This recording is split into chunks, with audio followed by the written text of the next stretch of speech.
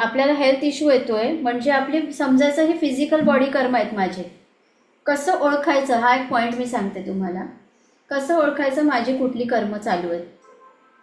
तुम्हाला health issue होतोय, समजा फिजिकल बॉडी कर्म आहेत, त्याला हील करण्याच्या मागे लागायचं. मानसिक त्रास होतोय, समजायचं मेंटल कर्म आहेत आपली, कोणाला तरी आपण मानसिकरित्या दुखावलेले, ती कर्म आता आपल्याला त्रास देतात. इमोशनल पेन केव्हा होतं, जेव्हा नात्यांमध्ये दुःख मिळतं किंवा समाजाकडनं आपल्याला पाहिजे तो रिस्पॉन्स नाही मिळत, आपण रिजेक्ट केले जातो, जे पण हे इमोशन्स आपले दुखवतात, त्यामुळे ते आहे. रिलेशनशिपमध्ये जेव्हा आपलं स्पाऊस, आपले बिझनेस पार्टनर किंवा आपले घरातली फॅमिली यांच्याकडनं आपल्याला पाहिजे तसं एक मिळत नाही, जो दर्जा किंवा त्यांच्याकडनं ते प्रेम नाही मिळत, तिथे रिलेशनशिप कर्मच समजायचं. आणि फायनान्शियल प्रॉब्लेम आहे तर समजायचं मनी कर्म आहेत. तर अशा प्रकारे आपल्याला ही वेगवेगळी कर्म आता करंटमध्ये आपल्याबरोबर काय आहे हे आपल्याला कळतं, समजून जायचं की आपल्याला या प्रकारची कर्म आहेत. फिजिकल कर्म हील करण्यासाठी काय केलं पाहिजे.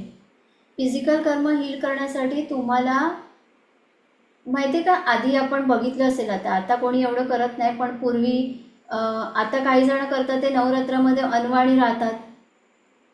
ते अनवाणी राहिल्यामुळे काय देवी प्रसन्न होतात, 9 देव्या प्रसन्न होतात? तसं नाही आहे. अनवाणी राहिल्यामुळे तुम्ही जे रस्त्यावरनं चालत आहात, हे करत आहात, तुम्हाला जे पायाला टोचतंय ना, तिथे तुम्हाला पेन होतंय, त्यामुळे तुमची फिजिकल कर्म कमी होतात. आणि उपवास केल्यामुळे, उपवास याचा अर्थ काय, उपाशी राहून देवाच्या वासात राहणं. आणि आपले ते उपवास, आज माझा उपवास आहे, फळं कापून खाते, आज माझा उपवास आहे, वरीचा भात करून खाते, आज माझा उपवास आहे, खिचडी करून, रोजच्या जेवणापेक्षाही डबल खातो आपण उपवासाला. हा कधीच उपवास नसतो. उपवास म्हणजे उपाशी राहून देवाच्या वासात राहणं आणि आपल्या बॉडी कर्मांना हील करणं. तर उपाशी राहिल्यामुळे आपल्याला जी भूक लागते, जी कळ येते, तिथे आपली बॉडी कर्म हील होतात. पेन म्हणजे कर्म आहे, जितकं पेन देऊ बॉडीला कर्म हील होतात. पूर्वी लोक बघा असे करायचे की मी लोटांगण घालत येईन दारापाशी, आणि असं ते झोपून लोटांगण, तिथे काय त्या बॉडीला त्रास देत होते, पेन देत होते. यामुळे आपली बॉडी कर्म हील होतात. आणि बॉडी कर्म हील झाल्यामुळे आपल्याला तो रिझल्ट येतो. मेंटल पेन सहन केल्यामुळे आपण कोणाला मानसिकरित्या पासमध्ये सतवलं, तो त्रास आपल्याला झाल्यामुळे आपली तिथे कर्म हील होत आहेत. पेन कधीही वाईट नाही आहे, जितकं पेन तितका गेन, असं समजायचं. त्यामुळे ना कधी आपल्याबरोबर काही वाईट झालं की आपण म्हणतो शी माझंच नशिबात असं, आणि आपण स्वतःला खूप त्रास करून घेतो, पर आजूबाजूच्या लोकांवरही तो राग काढतो. पण त्याचपेक्षा तुम्ही आनंदाने घेतला ना ते, की बरं झालं आज हे असं झालं, माझी काहीतरी कर्म आज क्लिअर झाली, असं तुम्ही जर घेतलं ना, तर आपली कर्म, जर तुम्ही असं म्हटलं की आज मला पेन झालंय, हे पेन झालंय त्यामुळे माझं आजचं काहीतरी कर्म ते हील झालं, आणि त्या हॅपी स्टेटमध्ये राहा तुम्ही. बरं झालं असं झालं, बरं झालं मला त्रास झाला, बरं झालं त्या व्यक्तीने मला शिव्या घातल्या, माझं कर्म हील झालं. याने काय होतं, एकतर आपण एक्सेप्टन्स मध्ये राहतो, कर्म हील होतात. आणि जेव्हा आपण कर्मांना रिॲक्शन नाही देत, माझ्याच बरोबर असं का, देवा माझ्यावर असं का केलंस, हे सगळं आपण करतो, तिथे आपण रिॲक्शन देतोय. आणि ह्या रिॲक्शनमुळे कर्म हील तर होत नाही, अजून वाढतं. याच्यात एक छोटीशी गोष्ट सांगते, खूप छान आहे ही गोष्ट. एका नगरामध्ये, म्हणजे एका मोठ्या गावामध्ये एक ज्योतिषी राहत असतो, एक ऍस्ट्रोलॉजर. आणि तो ऍस्ट्रोलॉजर खूप नामवंत असतो. आणि एकदा एका राजाबरोबर खूप अन्याय होतो, आणि त्या राजाचं राज्य जातं, त्याच्याबरोबर खूप वाईट वागणूक त्या राजाला नाही, राजाचा एक सेवेकरी असतो, म्हणजे अकबरचा बिरबल कसा आहे तसाच तो एक राजाचा सेवेकरी असतो, आणि त्याने आयुष्यभर राजाची प्रामाणिकपणे सेवा केलेली असते. आणि त्याच्यावर कोणीतरी काहीतरी आळ घेतं, आणि राजाला तो खूप कन्व्हिन्स करतो की राजा मी असं नाही केलंय, मी तुमच्या बरोबर आयुष्यभर इतका विश्वासाने राहिलोय, माझ्यावर हा खोटा आळ केलाय. मग तरीही राजा त्याच्यावर खूप त्याला पनिश करतो, खूप त्रास देतो, शिक्षा देतो. आणि त्यातनं त्याला खूप यातना, त्याला त्या राज्यातनं काढून टाकतो आणि त्याला खूप यातना होतात. आणि त्याला असं वाटतं की माझ्या बरोबर असं का झालं, याचं उत्तर मला पाहिजे, की काय असे माझे प्लॅनेट होते आणि काय असं माझ्या भाग्यात होतं हे मला बघायचंय. आणि त्यासाठी तो त्या नामवंत गावामधल्या एका नामवंत ज्योतिषाकडे जातो. तो तिथे जातो आणि त्याच्या घराच्या इथे उभा राहतो. तर तो ज्योतिषी घरात नसतो आणि त्याची बायको असते घरामध्ये. त्याची पत्नी म्हणते की ते नाही आहेत आता, तुम्ही तिथे जाऊन उभे राहा, ते आले की तुम्हाला सांगेन. आणि तो पूर्ण दिवस त्याची वाट बघतो. ते ज्योतिषी येत नाहीत बराच वेळ आणि जेव्हा संध्याकाळ होते ते बघतात, तो जो राजाचा सेवेकरी आहे तो बघतो की ज्योतिषी आलेले आहेत. लांबून सगळं ते बघत असतात. तो ज्योतिषी घरी येतो. जसा घरामध्ये पाऊल टाकतो घराच्या बाहेरच, तशी त्यांची जी पत्नी असते ती बाहेर येते आणि त्यांना खूप वाईट वाईट शब्द बोलायला सुरू करते. खूप वाईट वाईट बोलते. म्हणजे तो घरात येत नाहीये घराजवळ, तर ती पत्नी बाहेर येऊन त्याला खूप वाईट बोलते. नंतर तरी ते शांत, एकही शब्द बोलत नाही. हे सगळं तो सेवेकरी नोटीस करत असतो. थोडा पुढे जातो आणि बघतो अजून काय आहे. आतमध्ये गेल्यावर पत्नी त्याला पाणीही देत नाही. त्याला जेवायला पाहिजे असतं, भूक लागते, ती जेवायलाही देत नाही आणि खूप वाईट वाईट बोलत असते, शिव्या घालत असते. तरीही तो व्यक्ती एकही शब्द बोलत नाही. तसंच्या तसं मान खाली करून शांत ऐकून घेतो. त्यानंतर हा जवळ जातो आणि तो सांगतो की मी तुम्हाला भेटायला आलेलो आहे, मला तुम्हाला भेटायचंय. ते बोलले ठीक आहे. त्या व्यक्ती समोरही ती पत्नी बाहेर येते आणि त्याला अजून वाईट वाईट बोलते, खूप वाईट वाईट बोलते. तेही तो ऐकतो. तरीही हा ज्योतिषी असतो तो एकही शब्द बोलत नाही. त्यानंतर तो ज्योतिषी त्या सेवेकरीला जाऊन एका दुसऱ्या ठिकाणी जातो आणि त्याचं भविष्य बघायला सुरू करतो. भविष्य बघायला सुरू केल्यावर तो म्हणतो की मला माझं भविष्य बघण्याआधी मला तुम्हाला हे विचारायचंय की तुमची पत्नी तुम्हाला इतकं वाईट बोलत होती, इतकं की ते मला ऐकून वाईट वाटलं आणि माझ्या समोरही तिने तुमचा खूप वाईट अपमान केला, तरी तुम्ही तिला एकही शब्द नाही बोललात. तेव्हा ते म्हणाले की माझ्या गतजन्मामध्ये मी असं वाईट कर्म केलेलं आहे, आता ते कर्म मला आठवत नाहीये, त्यांनी ते सांगितलं होतं की त्यामुळे मला तिला काहीही बोलण्याचा हक्क नाही, हे मला समजतंय. जे आज माझ्यावर येतंय ते फक्त माझं कर्म आहे, हे मला समजतंय आणि त्या कर्माला मला हील करायचंय आणि म्हणून मी तिला प्रत्युत्तर देत नाहीये. जर मी प्रत्युत्तर दिलं तर हे कर्म मला अजून पुढच्या जन्मात जाऊनही भोगावं लागेल. म्हणून याच जन्मात त्याला हील करण्यासाठी मी तिला आतापर्यंत प्रत्युत्तर दिलेलं नाहीये आणि त्यामुळे माझं कर्म हील होणार याची मला खात्री आहे. आणि त्यामुळे त्या सेवेकऱ्यालाही कळतं की आपल्याबरोबर जे झालंय हे काय आहे. आता इथे दुसरी अजून एक गोष्ट सांगते जी मला अचानक आठवली, खूप छान आहे.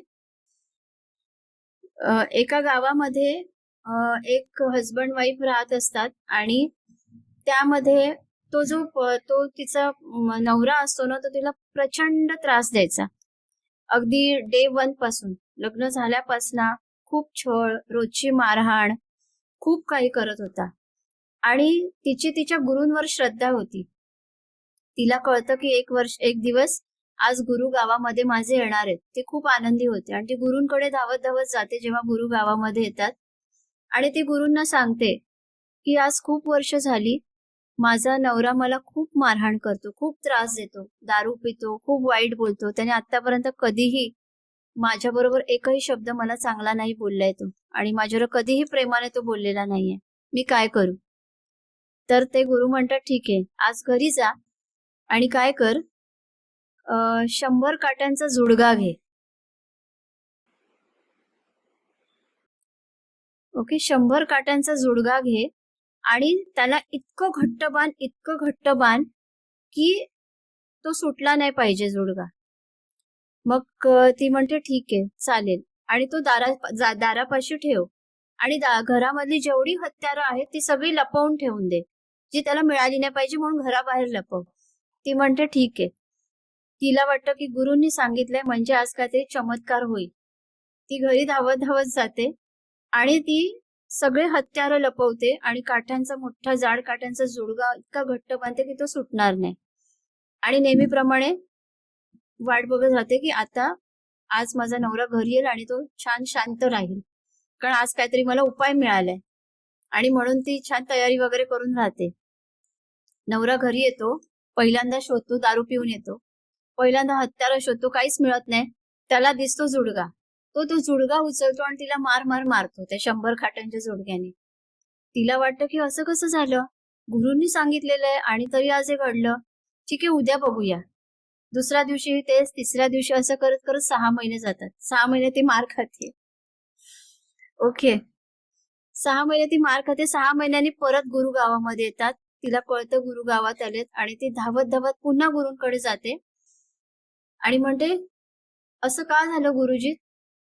तुम्ही तर मला सांगितलेलं की काट्यांचा जुडगा ठेव, आणि मग तरीही अजूनही माझा नवरा मला रोज मारतोय, त्या काट्यांच्या जुडग्याने मारतोय, मी आता त्याने मार खाते, अजूनही का हे सगळं थांबलं नाही?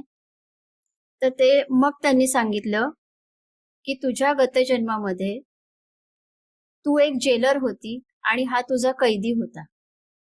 तुला हक्क नसताना तू जाऊन जाऊन त्याला उगीचच मारायची आणि तू जितके फटके मारलेस ते मल्टिप्लाय होऊन म्हणून 100 काट्यांचा जुडगा. कारण एक कर्म आपल्याला 10 पटीने भोगावं लागतं. एका काठीला 10 पटीने जर आपण मल्टिप्लाय केलं तर किती झाले? 100. 100 काट्यांच्या जुडग्याला एकत्र करायला सांगितलं त्यांनी, म्हणजे किती झाले? 1000. राईट ना? 1000 झाले ना? का लाख झाले? काउंट करा. ठीक आहे. आणि एकत्र केल्यामुळे तू 6 महिने जो मार खाल्लास तिथे तुझं कर्म संपलं. आणि जर हे तू एका काठीने किंवा एका हत्याराने मार खात राहिली असतीस, अजून 2 जन्म तुझं कर्म संपलं नसतं. म्हणून तू त्याला जितकं मारलेस त्याच्या 10 पटीने ते कर्म तुला मिळायचं होतं, म्हणून आज इतके वर्ष तू मार खात राहिलास. आणि गुरुनी सांगितलेल्या त्या उपायामुळे ते कर्म 6 महिन्यामध्ये लवकर संपलं, पण मार खावा लागला. तीव्रता कमी झाली जास्त वर्षांची, ती 6 महिन्यामध्ये कंप्लीट झाली. ओके, तर कर्म कोणाला सोडत नाही, त्याची तीव्रता कमी होते. पण आज आपल्याला एवढं चांगलं टूल मिळालंय, ज्या टूलद्वारे आपण हे कर्म कंपॅशनने हील करू शकतो, शांततेने हील करू शकतो. जिथे खूप मोठा मार लागणार आहे तिथे छोटंसं खरचटतं, जे आपल्याला कळत पण नाही, असं असतं. तर त्यानंतर ती आणि ते म्हणतात की आता तू घरी जा आणि आज बघ काय होतंय. पण तिला थोडासा विश्वास तिचा ढासळलेला असतो. घरी जाते, संध्याकाळी ती रेडी राहते मार खायला. तिला वाटतं आता आज जाऊन आले, पण माहिती नाही मागच्या वेळी जाऊन आलो पण मारलंच मला, आता बघूया काय होतंय. आणि म्हणून ती जाते, नेहमीप्रमाणे रेडी राहते की मार खायचा आहे आपल्याला. त्या दिवशी तिचा नवरा जेव्हा घरी येतो, तो पहिल्यांदा तो काट्यांचा जुडगा बाहेर फेकून देतो.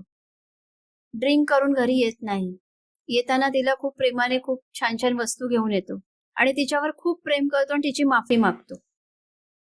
तेव्हा तिच्या लाईफमध्ये पूर्ण परिवर्तन होतं. अशी ही गोष्ट आहे कर्मांची. तर जेव्हा आपलं कर्म संपतं, कसं ओळखायचं कर्म संपलं? समोरच्या मध्ये झालेले बदल. आज आपल्याला कुठेतरी ते काही मिळत नाहीये, ते कुठे काही जे मिळत नाहीये, आणि आपण आपल्याला हील केल्यावर ते मिळायला लागले, समजायचं आपलं हे कर्म हील झालंय. जेव्हा आपला डीएनए ट्रान्सफॉर्म होतो, मनात विचार करा, तुमचं फास्ट मॅनिफेस्टेशन होतं, लगेच मिळतं ते गोष्ट तुम्हाला, वेळ नाही लागत. जी आता मिळत नाही म्हणजे कुठेतरी ती एनर्जी ब्लॉक करते तुमच्या रिसिव्हिंग पॉवरला, म्हणून ते मिळत नाहीये. तिथून ते कर्मच काढून टाकलं ना, हील केलं त्याला, की ती गोष्ट आपल्याला इझिली मिळते. कारण युनिव्हर्सचं काम काय, त्याला द्यायचंच आहे फक्त आपल्याला. पण आपल्याला घ्यायचं कसं ते माहिती पाहिजे. आपल्याला घ्यायचं माहिती नाही, म्हणून आपल्याला वाटतं की आमच्याच लाईफमध्ये असं का, तसं आहे. तर यामुळे आपल्या लाईफमध्ये, तर जेव्हा लाईफमध्ये आपण एक्सेप्टन्स मध्ये असतो, दाखवणारा मार्ग दाखवतो, पण कुठेतरी आपले ब्लॉकेजेस आहेत, त्यामुळे ते आपल्यापर्यंत प्रॉपर नाही पोहोचत आहे. इवन आकाशिक मध्ये सुद्धा आपण जेव्हा कॉन्ट्रॅक्ट लिहितो, आपण हिलिंग एक प्रकारे होत आहे. हे समोरच्याचं हिलिंग करताना त्या व्यक्तीचं हिलिंग जेव्हा सुरू होईल तेव्हा कॉन्ट्रॅक्ट साईन केल्यावर आपलं हिलिंग स्टार्ट होतं, कॉन्ट्रॅक्ट चेंज केल्यावर. आणि युनिव्हर्स मधली हिलिंग एनर्जी आपल्याला मिळतच राहते. पण काही व्यक्तींमध्ये जितके स्ट्रॉंग ब्लॉकेजेस असतील तर ती एनर्जी वरच्यावर थांबते, अडकते, त्याच्या त्या पूर्ण शरीरापर्यंत नाही पोहोचत. असंही होतं. म्हणून त्यांना कंपल्सरी प्रेयर्स द्यायच्या. फॉरगिव्हनेसची प्रेयर तर कंपल्सरी, ग्रॅटिट्यूड कंपल्सरी.